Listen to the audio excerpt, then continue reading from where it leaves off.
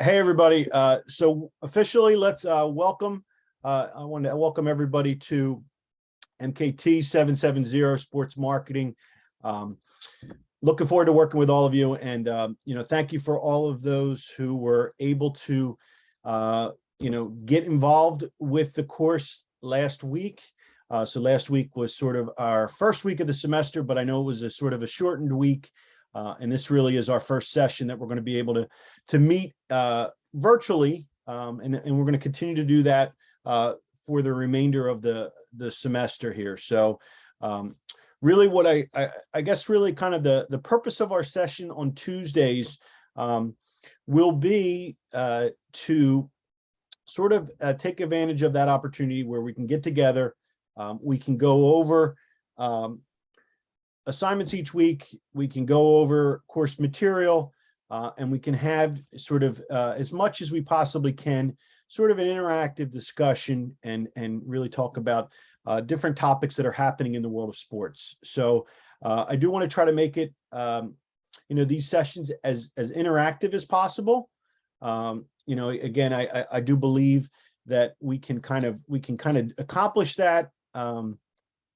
Via Zoom. I know it's not the same, but I think we can look at figuring out ways to, in particular, take some time out of each week and really look at what's going on in the sports industry. And so, as you guys are probably, as you sort of dove into Canvas a little bit, you see that the course is designed to really give you a foundational piece in terms of the textbook. Okay, and we'll really kind of start to build through and work through that textbook. And then what I like to incorporate is current events. So I like to incorporate what's happening in sports today. And this is really a unique time in the sports industry in particular, because number one, all 5 major leagues are active right now and going. So MLB's concluding, obviously, with the Phillies making the World Series, this sort of improbable run that the Phillies are on. And then we're now, we're concluding the MLS season. We're about halfway through the NFL season, and then we got the start of NHL and NBA. So not that I'm going to focus only on professional sports, but that will be a large part of what we discuss, and I kind of think that's important, because one of the things that we'll sort of start to see as we move through this course is we're going to talk about how teams market themselves, or how other businesses use sports to market their products and services. And sports is one of those industries that there are unique aspects about it, as well as sports has always been in sort of the forefront of technology. And a lot of that is driven by each of us as fans. How do we consume sports content? Where do we look up sports information? How do we watch games?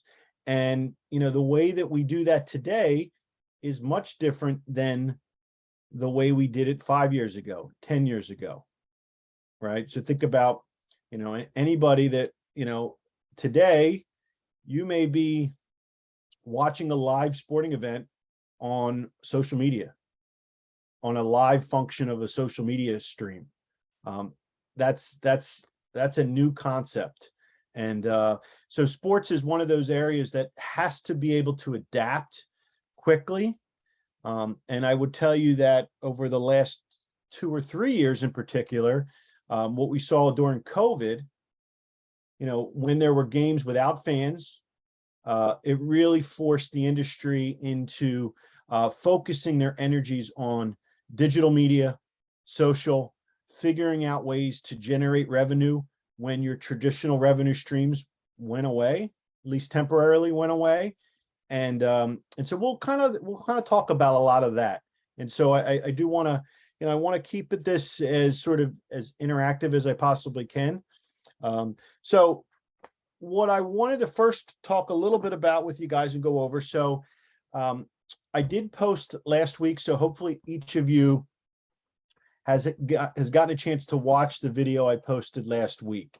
I posted a video just so that we didn't spend the majority of our time tonight going over basics in terms of the course syllabus, Canvas, the schedule, assignments.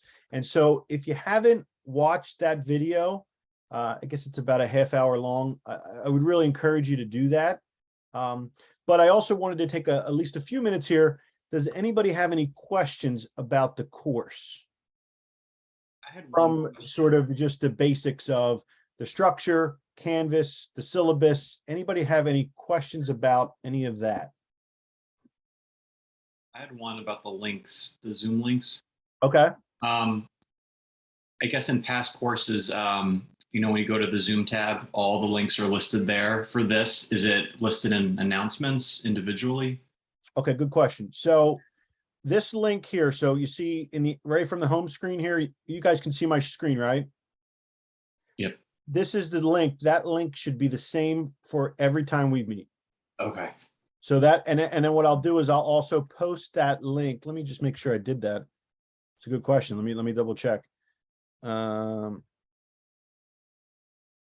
that link, that should be the same link that I posted in the announcement. So it should be the same. So Okay. yeah, that I did set it up, but you're right.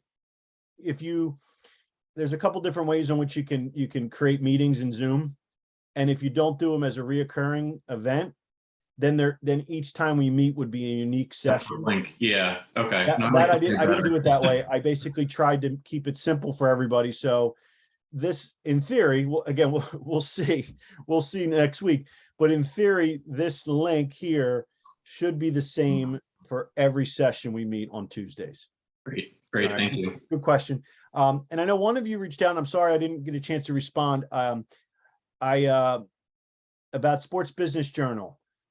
You should be able to, and I'll go in and reach out to, and I will reach out to SBJ this week. The course should be offered and listed just as long as St. Joe's is in the drop down, St. Joe's University. It may only list, I had this problem earlier in the semester, it may only list esports marketing or all courses. So whatever it says, it's the same rate and it's the same sort of student subscription. All right, so just pick that, and then you'll be able to sign up for it. And then you'll have digital access to all of the, the current issues, past issues, and all of the daily updates. All right. They may have a problem with SBJ, or did we not look at that yet?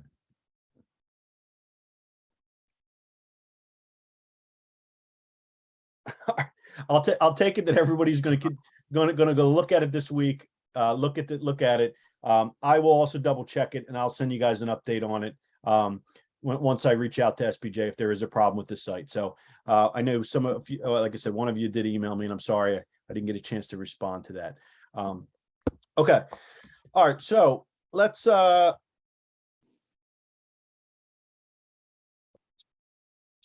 take a, so for this week, what I'm going to do is I'm probably going to, because we didn't meet in week one. I'm probably going to look at going over some chapter 1 and chapter 2 as part of module 1, and then try to catch up. So, the downside to what the format of this class is, and this is sort of the challenge we have here is that we've sort of shrunk down a 15-week course and we put it in 8 weeks. All right. And so as we've done that, what I've tried to do with you guys, or for you guys, is I tried to put it in manageable units, right? So it's a little more accelerated than a normal 15-week course, obviously. But what that's going to basically look like in terms of this course is I am going to ask that each of you are doing some independent review of the material. Okay. And so I'm going to try to go over and go over as much of it as I can on these Tuesday sessions. And then I'm going to try to highlight some of the more important things that we need to kind of discuss as a class. But there may be things that I don't go over in the class, but you still need to make sure you review it. And so that's why, I do believe, this is a course that I think it's important that you buy the textbook. However, whatever format you do. So it's a textbook that, as I mentioned to you in the video, it's a new edition that we're using for this course. I believe you can buy directly from St. Joe's Bookstore. They should have hard copies in the store. You can buy it right from the publisher using the ISBN number, and that can be a hardbound book, paper copy, or a digital copy. And then, look, the reality is that,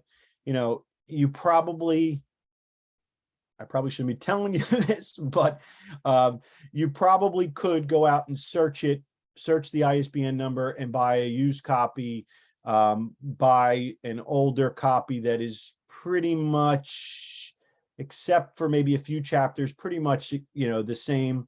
And so, again, I would just tell you that you need to do something. All right. All right. So let's take a look here. I'm going to go into. All right. So what I like to do, where are we at? We're at 15. Okay. So what I like to do first, and let's get used to this sort of process. So each time we meet in the beginning of class, let's take the first like 10 or 15 minutes. And what I'd like each of you to do is before class, I'd like you to come to class with a current event topic, something in the world of sports that you've observed, experienced, you've read about, you looked up, but I also want it to be in a business context. All right, so I just don't want it to be, I went to the Phillies game last Saturday, right? Okay, I get it. Tell me a little bit about what you experienced and why it's important or relevant to this course. Does that make sense? Okay, so what I would say is, anybody want to start? Anybody have a topic that they want to start? I'll start. Okay. So I saw this article saying that NASCAR is not doing any like commercial interruptions, that they're now trying to do commercial-free broadcasts, but they're going to start doing I feel like football does this, where it's like half the screen is the race and then half the screen is a commercial. Yeah. Okay. So yeah, well, and that's a good point. The format, right, of the sport itself could dictate how much inventory a broadcast partner has, right? So how much, in every format of sports is a little different. So you're right. There's probably for things like soccer, for things like NASCAR, where there's not long breaks or half times, it probably makes more sense to looking at figuring out ways to increase ad revenue when there isn't stops. And so maybe that's more of, again, this concept of having a ticker, having a split screen, figuring out ways to still generate ad revenue while there is a live broadcast of a sporting event. Anybody have any thoughts there? Shara, Lorenzo, looks like you have your hands up. I was just going to comment on something, a different subject. Yeah, go for it. I was just going to kind of comment on how Adidas dropped Yeezys due to Kanye West's anti-Semitic remarks. And, Adidas obviously is a big sportswear brand. And, I think they're going to lose like $650 million or something like that from dropping it. But I just thought it was interesting that they were so committed to ethics that they were willing to cut, a huge celebrity endorsed products from their line. So yeah, and lose a lot of revenue as a result of that. Yeah, I mean, look, I mean, in some ways, that endorsement with that particular celebrity and Kanye West really kind of jump-started their brand. You know, Adidas is a brand that's, you know, has a really strong market share over in Europe, but in the United States, Nike's the dominant brand. And yeah, I would say that that's, you know, kind of an interesting sort of, you know, situation. I don't know a lot about what is going on from what was said and what he does. And, you know, again, but what I would say is that it's a good example in today's sort of world of sort of, we it used to be called sort of endorsers. Now we're calling them influencers, right? That get paid to represent certain products or use certain products, and they're using them on social media, and then they're building marketing campaigns around. And it is a situation where when these companies look to have athletes or celebrities represent their brand, there are behavioral clauses written into those agreements. And you know, I always say, sort of like in the sports world, and one of the concepts and things we'll talk about a little bit, you know, you think about a fishbowl, right? And you can see into it at all sides. And when you're a professional athlete, when you're a coach, when you're a top level executive in an organization, you're living in a fishbowl, meaning everything you do is in the public eye. And so when you do stuff that would be considered controversial, it impacts sometimes your revenues, it impacts you know, your endorsement opportunities. And yeah, it's you know, again, I don't really know enough about the whole Kanye West situation, but I do know we probably could think of other examples of athletes who have done something, and then as soon as that happens, the first thing that happens is that brand or that endorser part ways. And you know, so that, yeah, that is you know, that's a pretty good example of what's going on today. But yes, it could be applied to a lot of different examples throughout, you know, these last few years with athletes. Good. Okay, Brooke, or is that Brooke or? Yes. Okay. If it's me, yeah. I was going to comment on something else, that a few weeks ago, I was at a Phillies game with my friends, and, you know, waiting in line at Chicky and Pete's, and it's like, you know, a 15-minute wait, and just thinking how inefficient that was, waiting in line. And then the other day I saw an article about their Mercedes-Benz stadium in Atlanta, where I was like, this is genius, because I don't know why this hasn't been done before. They're doing their very first checkout free concession stand, where you show up to get in, you insert your credit card, and then you go into the stand and you buy whatever you want, and then you just leave, because it just charges it to the card, thus taking out all that headache of lines. And I don't know, I'm just thinking like that's a huge game changer, and I'm surprised that more stadiums aren't thinking that. Yeah, you know, look, the technology is there. The technology's been there. When back when I worked at the Eagles, and again, this is dating back 10 years. Yeah. We had the same problem, right? The complaints that we got, the feedback that we've got from different surveys we've did, or market research we've done, or, you know, complaints that we received from season ticket holders were just what you said. Lines to concessions were too long, right? And it disrupts your enjoyment of the game. Right. And one of the things that we started to, and we sort of test piloted this, and again, we did this 10 years ago. We test piloted the idea that you could order food directly from your phone. So Right. we would have on our app, we'd have a mechanism where you could order food. You have a credit card tied to the app, and then they would deliver the food right to your seat location. And so like an in-seat waitress service almost. Yeah. And in theory, that works, right? It's a great idea. right? In theory, that you just have somebody click on whatever they want, order, and then within minutes, someone grabs the food but Sorry, practice. That's so much. right. That's the problem. So in reality, the problem still becomes is you're talking about, Phillies games, for example, you got 45,000 people in one place. Eagles games, you got 100,000 people in one place. And so it's, I always like to say it's sort of managed chaos. And it's always, no matter how good of the technology is, you're always going to have this, even in Philadelphia, if you've ever been to an Eagles game, culturally, part of our experience as going to a game is tailgating and meeting up with friends and barbecuing and doing that whole thing. And I would say close to 75% of the people that go to an Eagles game all try to get in at the same time within like that 15-minute to 25-minute window. Yeah. Right.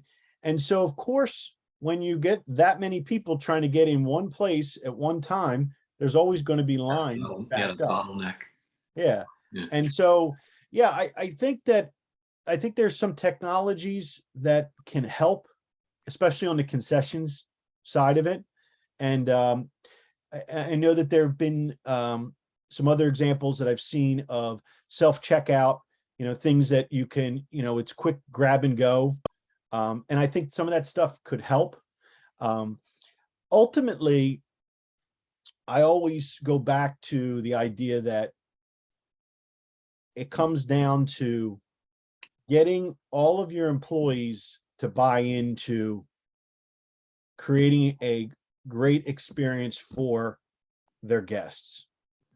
And even though you're using a third-party concession company, right, to run your concessions operation, those employees that work those game days represent to the fan or to the customer, represent that team. You don't think of a disconnect, right? You don't stand in line at the Phillies game for 45 minutes waiting for crab fries and say, man, I really hate Aramark. Right? Right. You were like, oh, this Phillies, they don't know what they're doing. Yeah. Right. And so, some of it comes down to training, some of it comes down to resources, some of it comes down to, hiring the right people and retaining the right people. And it's never a really, unfortunately, there's never really a right answer there. Right. I would tell you that part of also probably some of the issues that you saw did you go to the game on Saturday? No, I did not. This was a couple weeks ago. Well, some of the issues we're having, or you'll see it that's going on right now, is competing events going off at the same time. All the teams are doing well. So. Well, what I mean by that is, so like last Saturday, you had Temple football, you had Temple football at the Link, you had a concert at Wells Fargo, and you had the Phillies game. So 3 events pretty much within a half hour starting at the same time. And what was going on is that they were short-staffed because a lot of the people that work at one venue work at the others. Guest services, ticket takers. Yeah, I didn't think about that. All of those people, you're pulling from the same pool of people, that work all of the events in the sports complex. I would venture to say that they put a priority on the Phillies because they were going to have the largest crowds. Right. But I'm sure if you went to Temple, I didn't go to the Temple game. I'm sure there were only a few concessions. I'm sure there were only a few gates opening, right? And that has an effect on things. So no, good thought, and that's a good thought there. Who else? Lorenzo, you still got your hand up? Yes. So this week I saw that the Tennessee Titans just released what's going to be their new dome stadium, and apparently it's going to cost around $1.2 billion for a public commitment, and it's going to for public funding as well, and it's supposed to be like the largest public commitment for an NFL stadium to date. So I just thought that was really interesting. And I guess to see how much revenue they're going to get back from making such a dome. The dome looks beautiful and was trending, and people were talking about it a lot today. Yeah, I saw that. I saw that they were talking about the Tennessee Titans.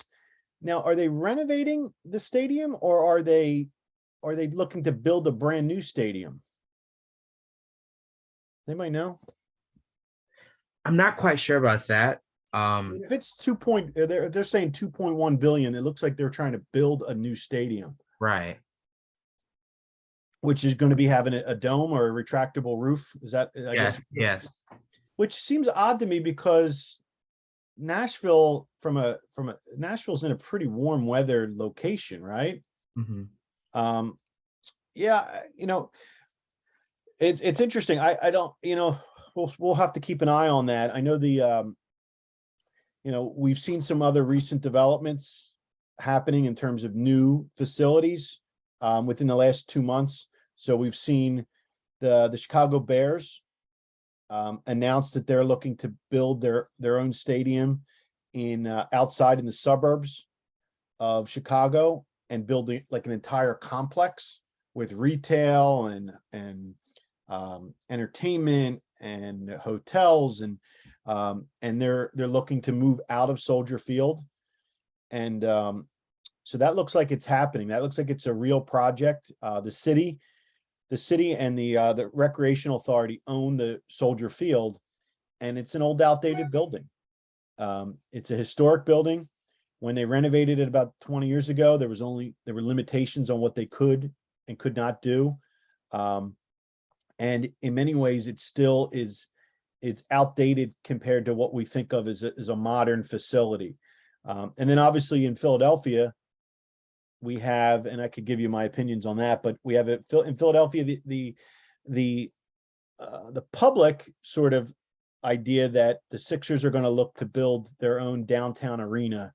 And that's interesting. Now they're talking about doing it as private funding, which I don't necessarily believe. And I also don't think the Sixers are moving anywhere.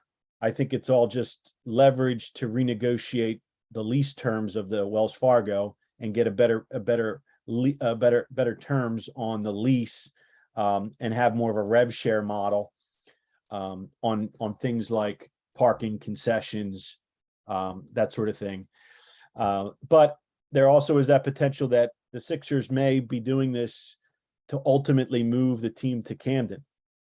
And it's more of a PR stunt, so that if things go that direction, the organization says, look, we tried to do everything we could.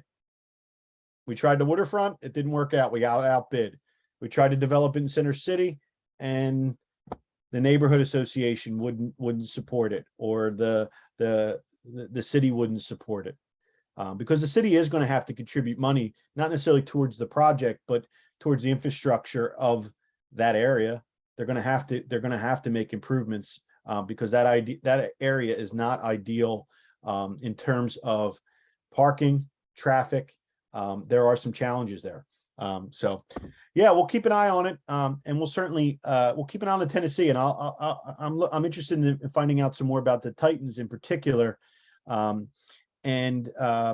I think you made a valid point, when sometimes states and cities are forced into contributing public dollars to keep the team. So it's always that threat of moving the team out to another part of another city, and that threat of, well, if you don't help fund, we're going to move and find a city that will.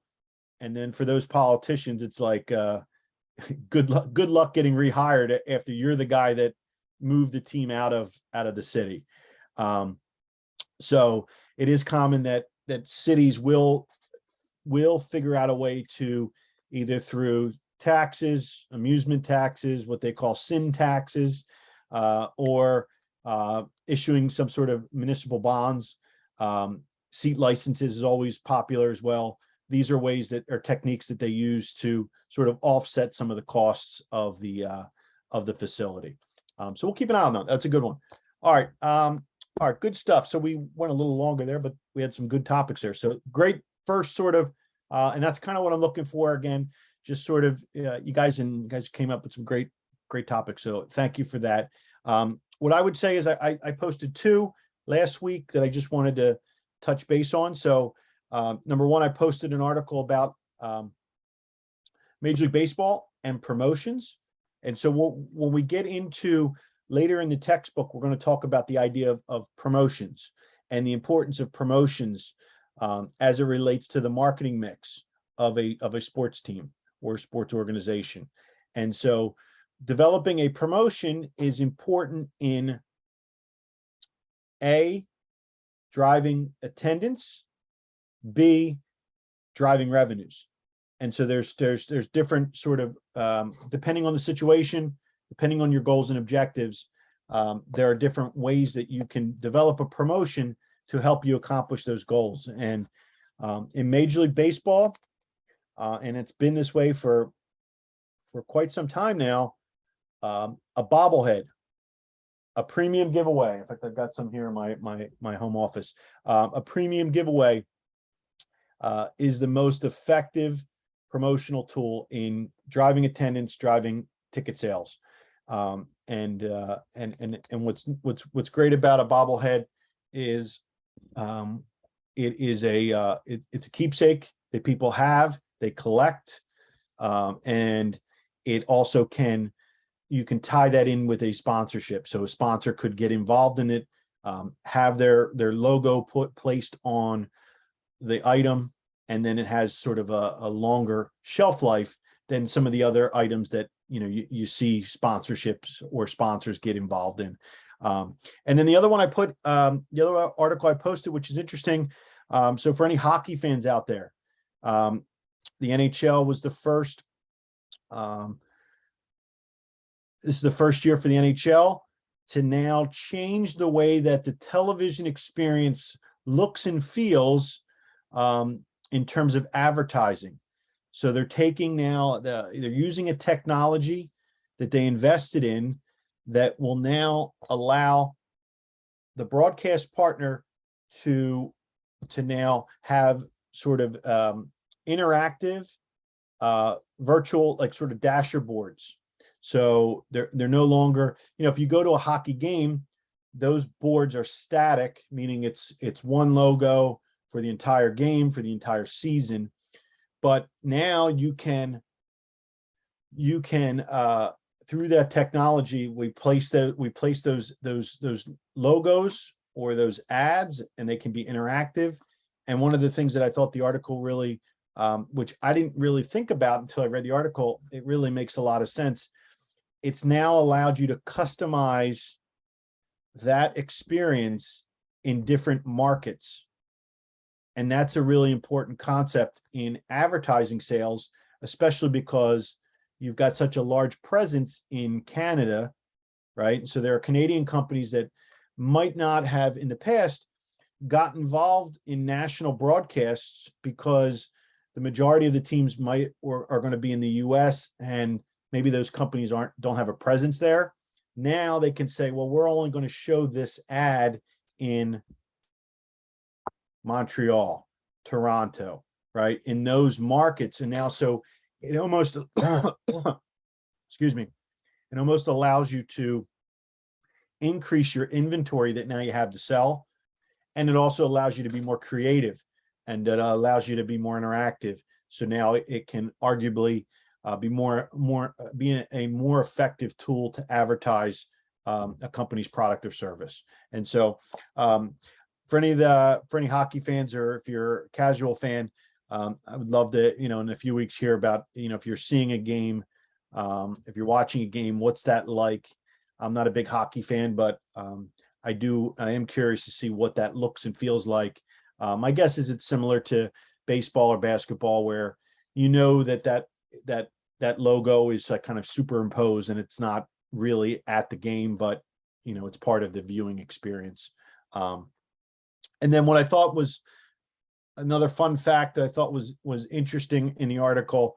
So it's the biggest development in in-game advertising. So this technology that's being implemented since the first Dasher board, what we call Dasher board, was sold for $3,000 for a pair in 1980-81 by the Minnesota North Stars. So I only bring that up because we think about, again, the way that we consume and the way that we enjoy sports today. It wasn't that long ago. I mean, from a historical perspective, right? From a reality, it was a long time ago. 1980, it's 40 years old. But from a historical perspective, it wasn't that long ago. But that's where we came from, and that was sort of the first phase of figuring out ways to monetize the games, and now we continue to utilize these technologies to do that. So, okay, so good stuff there. All right, let's. All right, so 6:30. So we got about another. What do we go to 7:30? Yeah. Okay. What I'm planning on doing, just so you guys know, you guys tell me. I'm planning on this week's going to be a little unique because we didn't meet last week, but as we get it moving through these sessions, I'm going to try to go through this without stopping. Okay. And so if we get done early, we get done early. But so if you feel like you need to go, on break, or, you need to, you step away, do that. No big deal. I am recording it, so it's not a problem. But what my plan is really, I'm going to try to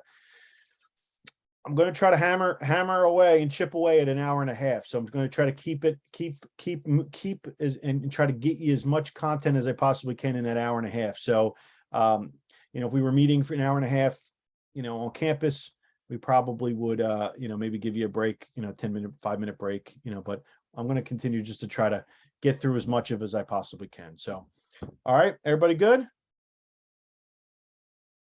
You're shaking your head no? No, okay. All right. All right, let's get into chapter 1 here. Give me 1 second here.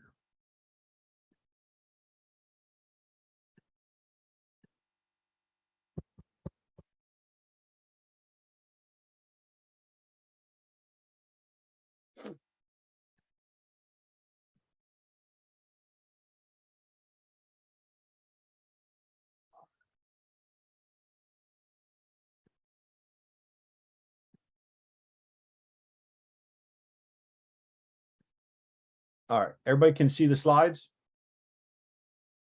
Yep, thumbs up. Yep, okay, good. Okay, thank you. All right. All right, so chapter 1 really is sort of an overview. It's sort of an overview of the course, and it's really kind of give you kind of a preview of what the specific topics that we're going to talk about throughout the semester. So want to try to just get through some of this stuff pretty quickly. So all right. All right. So when we think of, again, we think of sports marketing, we're going to obviously talk a little bit about how teams, right, professional sports teams, collegiate athletic programs, how they monetize their sports. What are the products and services that they sell? But really, when we dive into the idea of marketers, it's more than that are related, that are in the sports industry. It's more than just an organization or a team. All right, so it can be an endorsement deal, like we talked about earlier, that where you're using an athlete, a current or former athlete. It can be, anybody that is in the media, working in a media where they're using a sports to obtain media rights to be able to then, to sell and leverage the popularity of sports into selling inventory, selling ads. And, Certainly, when we look at even a history of broadcasting, when we look at the before cable and streaming services and all of that, when we had just traditional sort of rabbit ears, television, and most of you are probably too young to remember that. It was really three main broadcast partners: ABC, CBS, and NBC were your three main channels that you had on your television. And Fox came in as a new channel, a new company. And one of the things that Rupert Murdoch did was obtain the rights to NFL football, and said he was going to use it as a battering ram to become the fourth major broadcast channel in the US, and in many ways accomplished that. And so Fox used and continues to use sports to not only have, to build programming and use it to sell inventory, but if you ever watched Fox, one of the things that you notice on Fox that they've been doing since the beginning of their partnerships with professional sports is they use broadcast times to promote non-sports programs. And so now you see all the channels do it, where they'll say, "Oh, upcoming next week, make sure you watch this Sunday for, the new episode of The Voice," or whatever it is, right? Whatever it could be. But Fox was really the first to kind of do that, to say, "Hey, we've got a captive audience here. We're going to use it to promote our other channels to try to increase viewership." Another part of marketers are going to use in-venue advertising, right? So not only the advertising that you see on television, but also the advertising opportunities that exist within the game itself. And then we'll sort of dive into the idea of naming rights. And so, now looking at sponsorship at the highest level. All right. So when we think of the idea of sports marketing happens at two levels. All right. It's the marketing of sports, right? So how did the teams and leagues try to market to each of us to buy things? And then also, how are private or non-sports related businesses using sports to market their products and services? All right. And so those are really the two key distinctions between the sports consumer and the sports consumption. All right. So sports marketing can happen at either level. It can be what the teams and leagues are doing to try to drive revenues for themselves. And then how are they building partnerships with oftentimes B2C companies, non-sports related B2C companies that are then are using it to promote their products and services. All right.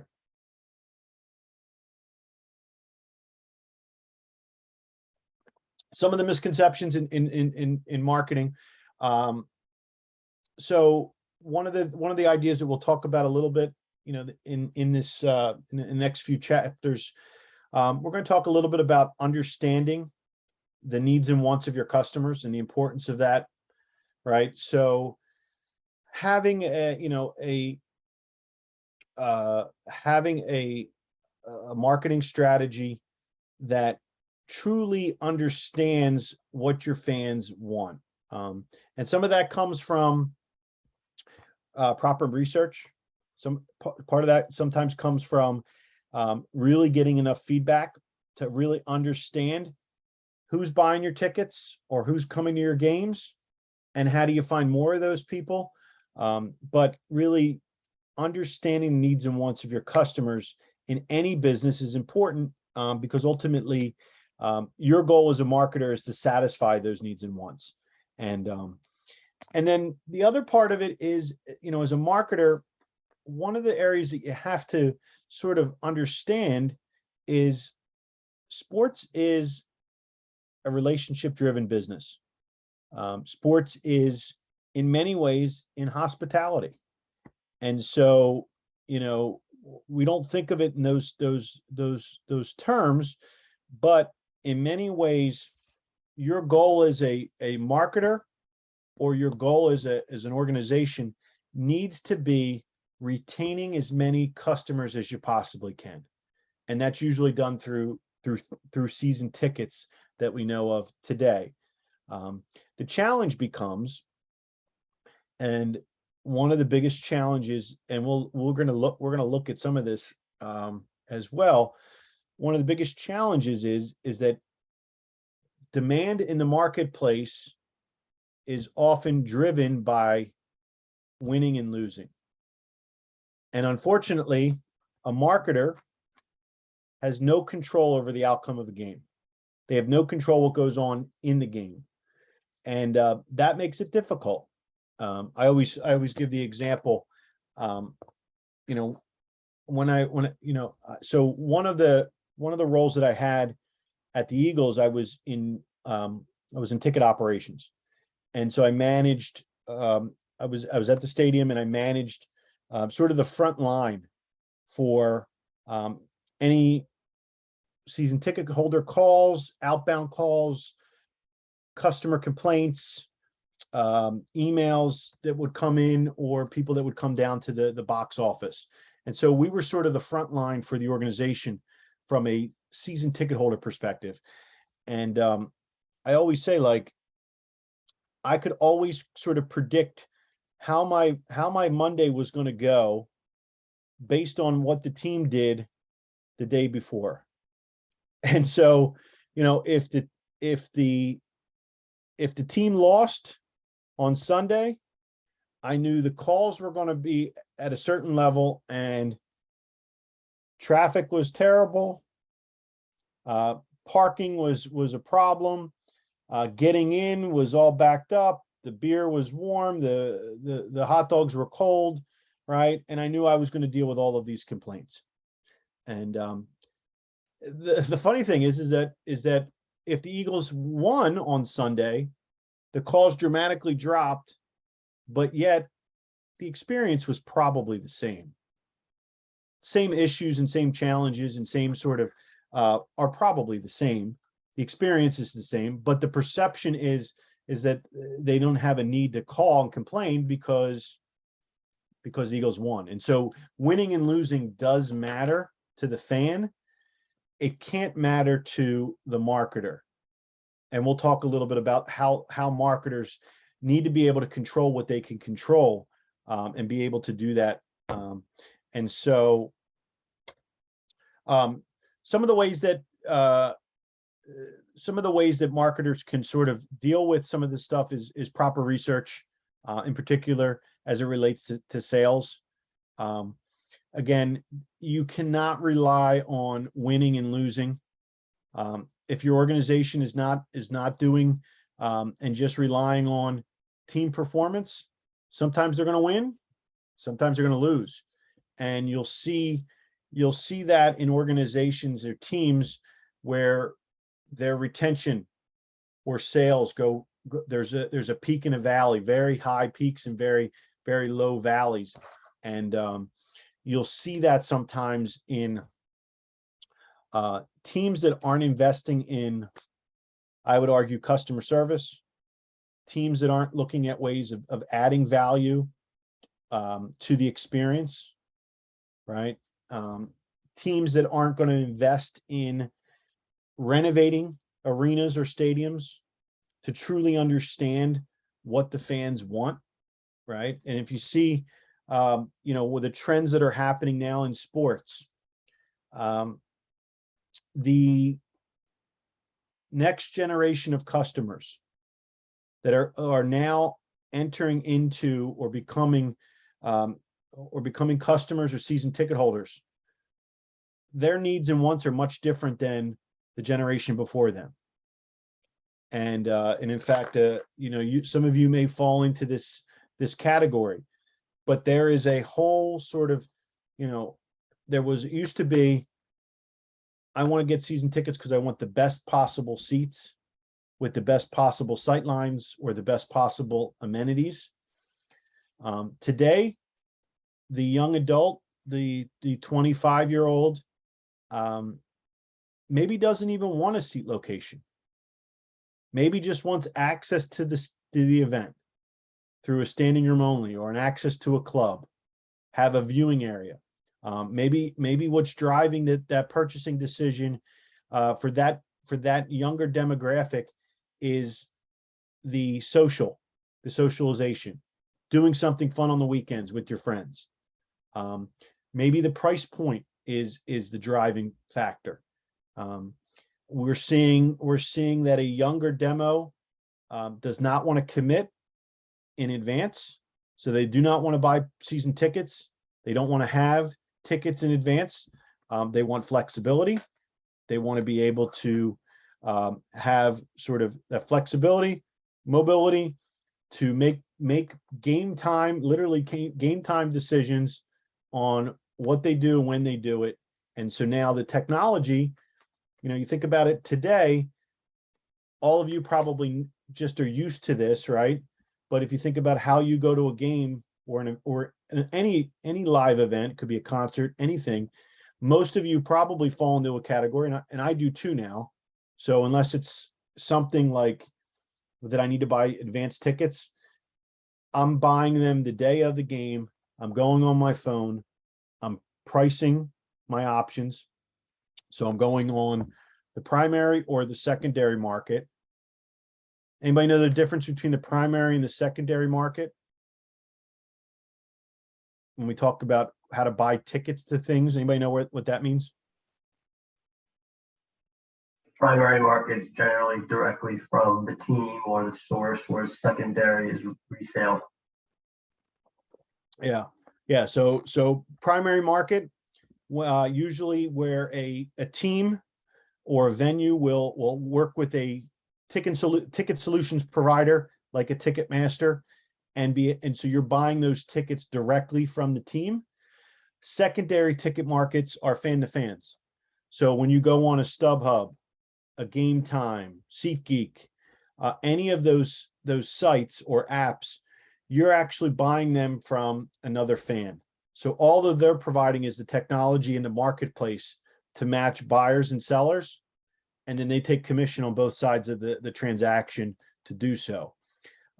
But what's interesting about that is that obviously the secondary market is demand-based pricing.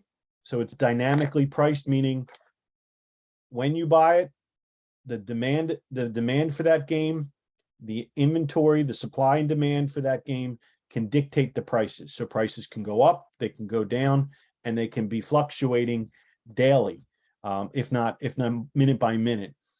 Whereas now teams have gotten a little bit better with this, but they're now also pricing their single game tickets in more of a market-based approach, that they're for high demand games increasing prices, low demand games decreasing prices.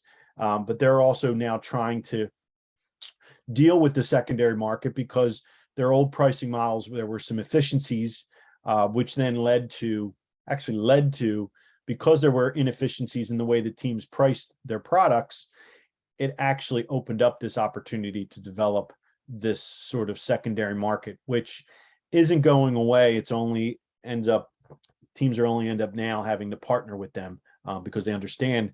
I guess my point to that it's a long-winded way of saying that the younger demo is now, in many cases, like I do this too, I'll go on StubHub or Game Time before I even go on the primary market. So I will eventually go to the primary market, but traditionally I'm used to now going to one of those sites. Competition, so professional sports absolutely have competition, both on the field of play, but also outside, from a business perspective. Just like any business, you have competition. One of the main differences we always talk a little bit about is in sports, the teams compete on the field of play, but cooperate from a business perspective, right? So, the Yankees are playing against the Red Sox. They're competing and want to win a championship. They want to win that game. So they are competing, but they're also as a league, and the league structures incentivize them to cooperate from a business perspective. And so when league revenues are up, everybody benefits.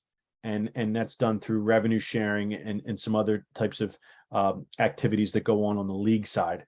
But what I'd say to that is that when we think about the consumer, absolutely every sports team has competition, right? And so, like I said earlier, last Saturday, there are 3 competing events going on in the Philadelphia sports complex. Where are you going to?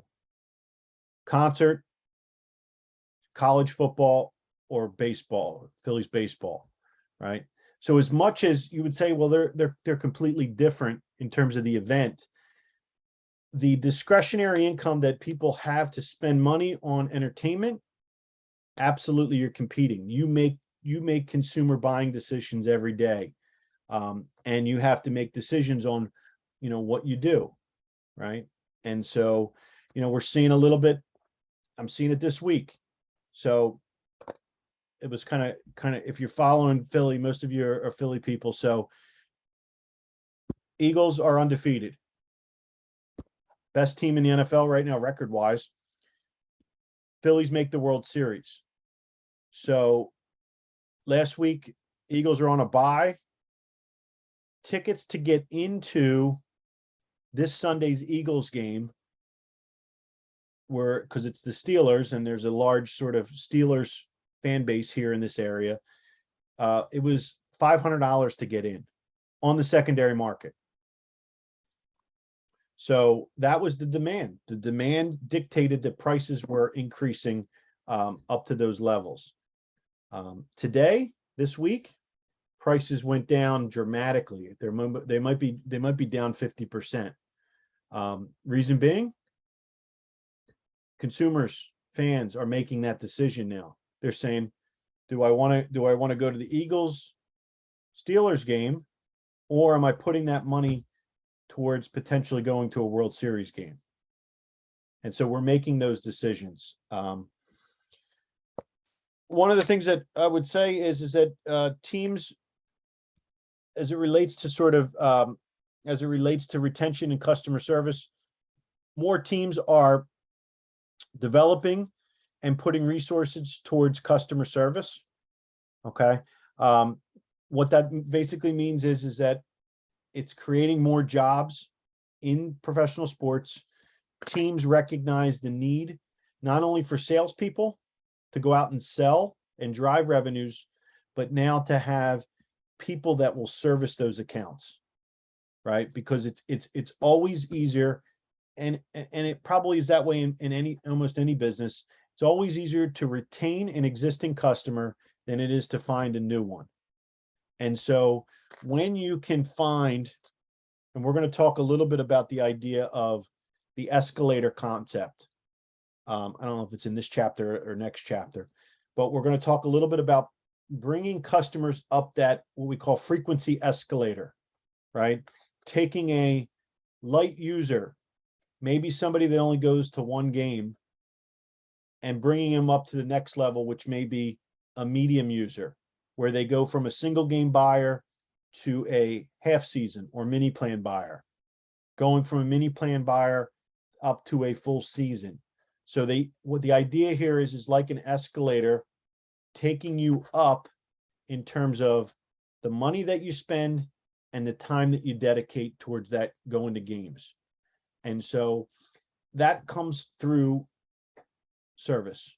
That comes through providing value outside of the game itself on why you continue to be a season ticket holder, or why you continue to upgrade your commitment to the team. And that ties, it ties closely into the idea of brand equity, right? The more brand equity that anybody has towards any product, right, the more loyal you become to that product. Whereas you're not even looking at your options in the marketplace. And we can think about that, in any kind of products that we buy. right? For me personally, like non-sports related. I don't know if any of you are this way. I'm an Apple guy. I've always been an Apple person. Computers, desktops, laptops. So I'm buying an iPhone. When it's time to buy a new phone, I'm not even looking at any of the other products. And there's probably products that many would argue are better quality, cheaper in the marketplace, better value, different features that are better. But I've already established that equity into this brand, that I trust it, I like it, I'm used to it, and it's part of now, so that's what teams want. Teams want that sort of that loyalty, so that when you do have down years where the team is not winning or they're in a rebuild, people are still want to come to games because they still find value out of that experience. All right. Let's take a look at the sports product. So when we define as the sports product, we will use the term sports product. Again, it's the bundling of any of the goods or services that the teams will sell. And again, it's designed to satisfy the needs or the wants of a customer or provide some sort of satisfaction. All right. So the sports product can be a tangible product, right? So as part of a sports product that you buy, you could be getting a jersey, a hat, something sports related. But in most cases, what you're buying when you buy a sports product, most of the time it's a perishable product, meaning it has an expiration, right? So just like groceries, it has an expiration date when they spoil. And once that game is over, if you buy a ticket to a game, you never get that back. You never get that experience back. And so that's why it is important for the marketers to give people the best experience they possibly can. And we'll talk about techniques on how they do that. But if you don't give people an experience and you're only relying on the team performance, again, that's going to put you in a bad position to be in as a marketer. So you're always trying to figure out ways and techniques to increase the overall experience, the in-game experience. All right. All right. So a couple reasons on why sports is unique, and I think this was one of our discussion topics. Like I just said, intangible products, most of the time you're buying access to something, right? Access to a seat, access to a lounge, access to sports content. All right. It's also subjective in nature, meaning your definition of an experience is maybe different than mine. And that can change based on our life cycles or places where we are. Right. And so, that's, I always tell people, what's your dream seat? Where if you could go to any sporting event and you could sit in any place at that venue, that stadium, that arena, where would you want to sit? And when I ask that question, if we went around the room, and we're not going to do that obviously, but if we went around the room, most of you some of you would have similar answers, but there would be different answers. Meaning, what's an ideal seat for you is different than an ideal seat for somebody else. What drives you as a consumer is different than what drives someone else. And so it is subjective in nature. Sports is, again, we're fans, right? We have an emotional attachment to being a Eagles fan, Phillies fan, right? We have this sort of connection. And so we're not fans of other products we buy, right? But we're fans of sports. We're fans of the teams. The other part of it that's unique is that it's the product itself is being produced. So the game form, right? The game itself is being produced and consumed at the same time, right? So people are buying a ticket to watch the game as it's being, so the product is being produced and it's being consumed at the same time. It's inconsistent and it's unpredictable, right? So sports is absolutely a business where there is a level of unpredictability. I've said it before, and I say it, you'll hear me say it again.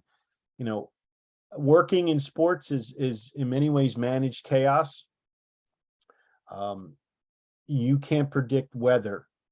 You can't predict fan behavior. You can't predict traffic or an accidents, or, there are so many different things that can happen that you've got to be able to, as an operator or as a marketer, you've got to be able to kind of make sure that your plans are in place so that everybody that's involved in the event knows when to make adjustments and how to do it appropriately. All right.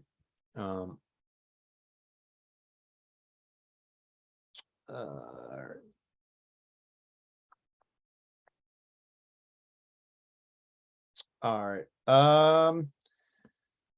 Just trying to see where I got to go here. All right. That's well, again, it talks a little bit about some of the other aspects. So I'm not going to harp on some of that. We talked a little bit about some of the other reasons that sports is unique. So I'll let you guys kind of go through that and go through the rest of chapter 1. So that's good there. All right, stick with me for.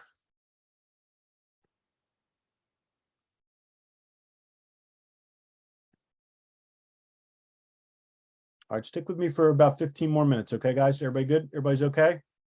All right, good.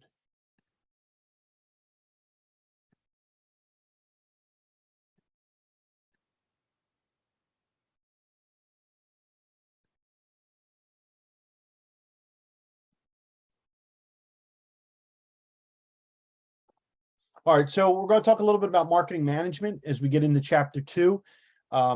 Again, when we start to talk a little bit about any kind of management, in particular marketing manager, we're going to talk a little bit about the differences between developing a strategy, big picture, right? And then breaking that strategy down into sort of tactical plans or sort of smaller plans that are easier to accomplish, right? So breaking down sort of the idea of developing an overall strategy, putting together a tactical plan, and then put together in many ways operational plans, which are more day to day. So the more you accomplish day to day, your operational plans, the closer you are to accomplishing your tactical goals, and each tactical goal that you have will get you to a big picture strategy, right? So think about sort of that almost that ladder of how to accomplish something. It starts with a big picture, starts with a goal, and it shouldn't just be a goal that's easily obtainable. It should be a strategy that is realistic, can be measurable, but also understanding that it can't be easy to obtain. Okay.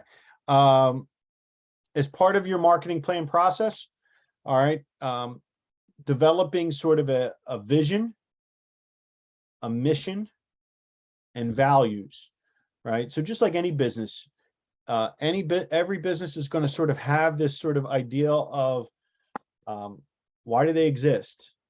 What's their mission, right? What are they trying? What do they want to be known as in the community? And what's different, I think, in sports is that you'll see that different owners have different priorities. Some owners will do whatever they can to win. They're going to provide every resource they possibly can to win. And that means using additional money through, in some sports that have what they call a soft cap, luxury taxes, to be able to go above a luxury tax, paying out of pocket to be able to get the best talent, because many people believe that there is a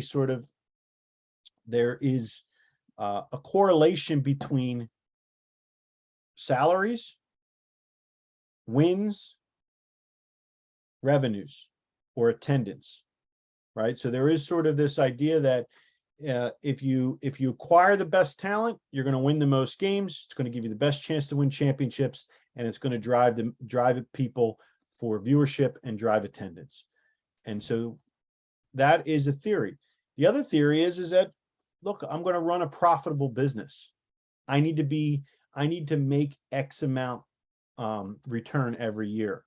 And so, yes, I'm going to spend money that is dictated by the CBA. I'm going to spend money that's dictated by, the salary cap. But I'm also running a business that I need to be profitable. So it all depends. It all depends on the goals and objectives. Some of these billionaire owners will want to win at any cost. And that's so it doesn't just relate to, it just doesn't relate to the players. It relates to all of the other resources, corporate offices, training facilities, sports science, all of those, the technology, the analytics side of it, all of those staff and people that are in place. Those owners make those decisions. All right. So once you establish your goal, once you establish your vision, your vision for your organization, it then helps you create your goals and objectives. Then you come up with a plan for achieving those objectives. And then you start to look at implementing that plan and executing that strategy. And then obviously your last step in that process is going to be evaluating the performance and then making adjustments where need be. All right. So you can see here, I'll let you guys can see through this. This is figure 2.1, kind of breaks down steps as it relates to your strategic components, and then where you can then bring in and break each strategic component, breaking them down into manageable units in that would be considered your tactical plans. All right. So that'll kind of.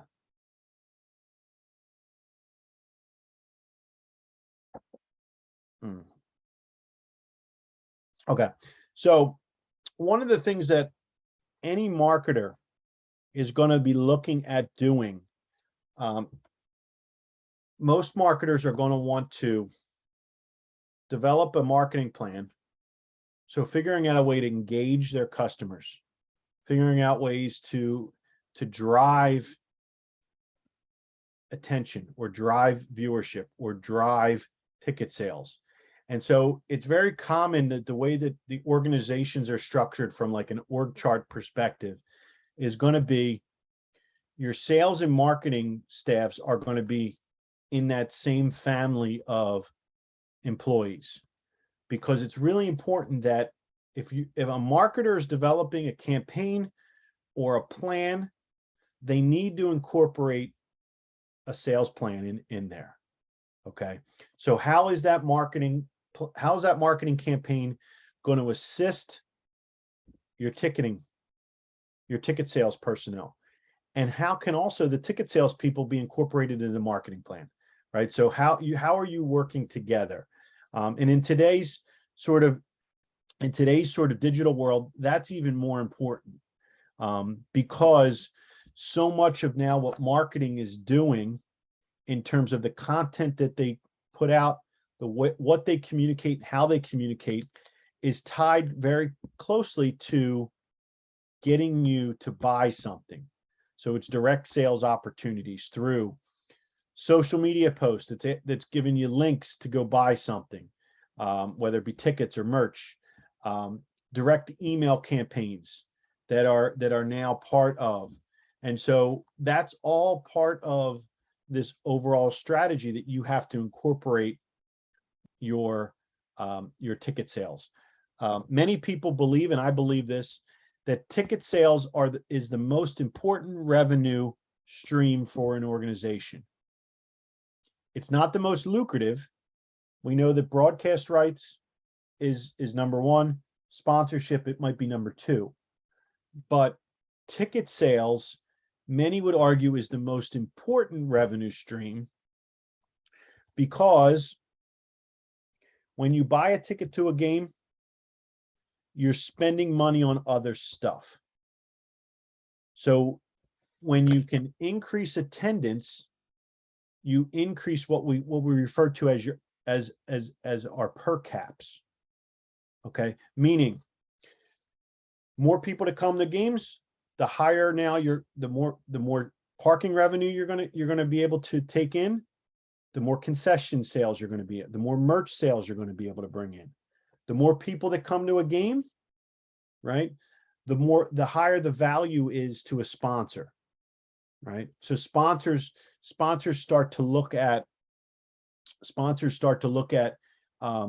getting involved with teams when attendance is strong, because they say that I'm going to put my logo in an outfield. I'm going to put my logo on a video board, on an LED board. I'm going to be looking at naming rights, or I'm going to be looking at developing an on-field promotion or during game promotion.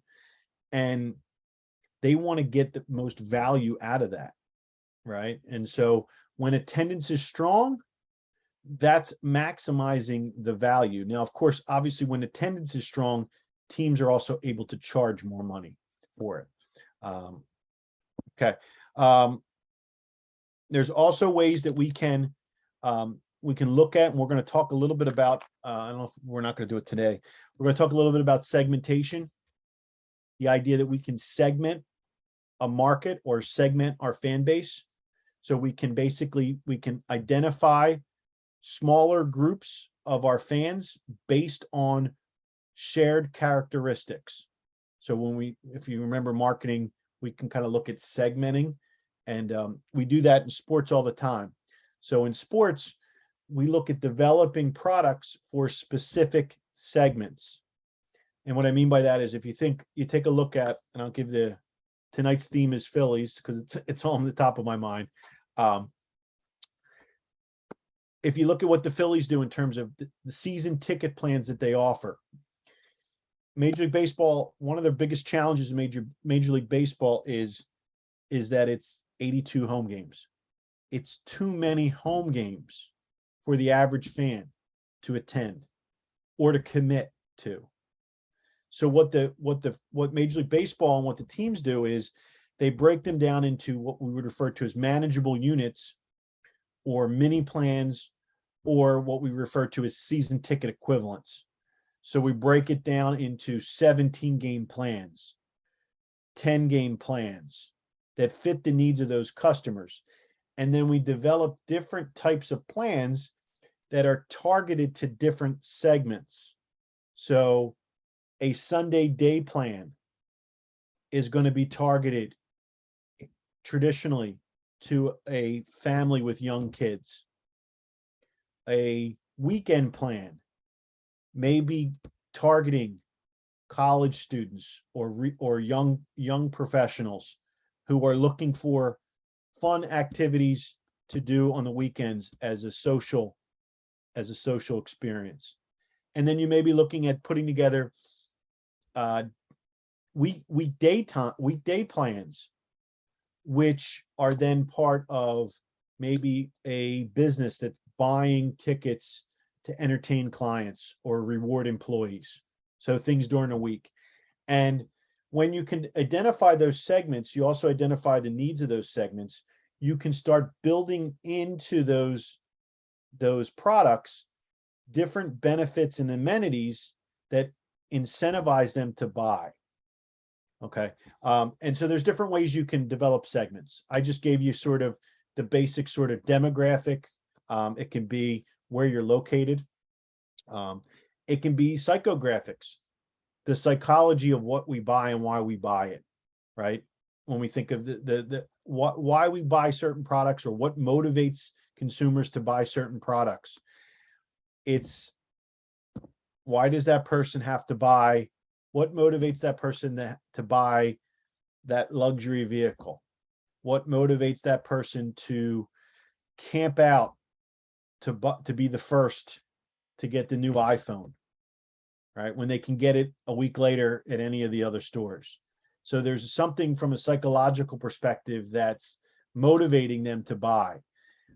We see that in sports. Absolutely. So this is the incorporation of celebrities, courtside seats, what we would consider oceanfront property, right? That excitement of being on a court or getting an experience. That caters to that person that's making a psychological decision. And then we'll also talk a little bit about, and that's kind of where we'll end tonight, the idea of product usage. So looking at those different types of customers in terms of their usage rates. All right. So this escalator concept, if you can see it here, this escalator concept, meaning you're bringing people up from either at the ground level, a non-consumer or a media consumer, to then bringing them up as a light user, a medium user, and then a heavy user. The idea is you're always bringing somebody up. I used to do this all the time. We would, when in sales at the Eagles, one of the things that we would look to do is we would have inventory of premium. So we would have these super expensive packages that would bundle all of this different benefits and amenities and food and beverage and experiences and you name it, we kind of tried to develop this. And finding new customers to buy that product was almost near impossible. But the strategy was, I'll take the person that's down, the next level down, upgrade them, and then find somebody at the next level down and bring them up to the next. So bringing them up the escalator. So there's sort of two ways you can increase or bring people up this sort of frequency escalator. It's time and money. Get somebody to spend more money per game or get somebody to go to more games. All right. So, I would always I would call on an existing customer and say, hey, you've got a 10-game mini plan. Are you interested in upgrading into a half season? And they said, no, 10 games is enough for me. With my work schedule and family, 10 games is the perfect amount of games. And then my retort to them is, completely understand. So if 10 games is all that you have the time for, don't you want to have the best experience possible for those 10 games? And the customer always go, well, what do you mean? I said, well, we've got some better seats available at a 10-game level. We've got seats that are better sightline, closer to the field, include better amenities. And so you're going to maximize that experience of the 10 games you go to. And somebody says, oh, that's a great idea. And so I'm bringing them up and upgrading into that escalator is just as important as bringing people up to go to more games. So, all right, that is. Bear with me 1 second here. All right, that is good for tonight. We're kind of butted up against it. So reminder for this week, discussion board by Thursday, get your initial post in. By Sunday, at least 2 response posts. This week, I will grade week 1's discussion and I'll give you feedback in Canvas. So my goal is again to grade. And I want to make sure that everybody understands the criteria on how you're going to be evaluated, and then make adjustments where you can. So I'll make sure over the next couple of days I get your discussion boards graded, so that won't affect this week's and the following weeks, because again, there's only 5 weeks worth of discussions, but it's worth 20 points or 20% of your final grade. So it is a significant part of your final grade that could add or make a difference between a half or letter grade. All right. So that's that we need to accomplish. We also need to dive into chapters 3 and 4. So please do that. Again, you have access to the chapter pages. So each chapter page has its own set of key terms, chapter slides. And then what I try to do is I try to give you some additional videos. I try to give you some additional videos here that you can watch as well. So, again, my goal here is not to confuse you. My goal is to give you as much information as I can, be a resource for you, help you wherever you need, and then guide you through the course. And we are going to move very quickly. So we got these first couple weeks where we're just going to be doing discussions. As we look at next week, we're going to start, and I'm going to dive into our research and survey assignment. So I will go over that with you next Tuesday during our session, and then that will be due that Sunday. So we'll have a week really to kind of go over that, and then also, so you'll have access to that assignment on Monday, and then really we'll go over it on Tuesday, and then you have the rest of the week to complete that and submit into Canvas by Sunday. All right. Everybody good? I scare anybody away? Everybody's like, oh, I don't know if I want to do this. Trust me, we're gonna have a fun semester. This is gonna be fun. I look forward to hearing from more of you, and I think we got off to a great start. So I really enjoyed the participation by many of you. So thank you for that. If you need anything from me this week, email me. Feel free to reach out. I'm always happy to jump on a Zoom call, jump on a phone call. Want to help you guys any way I can. All right. Have a good night, guys. Talk to you soon. Thank you. Thank you. Thank All right. you. Thank you. Thank you.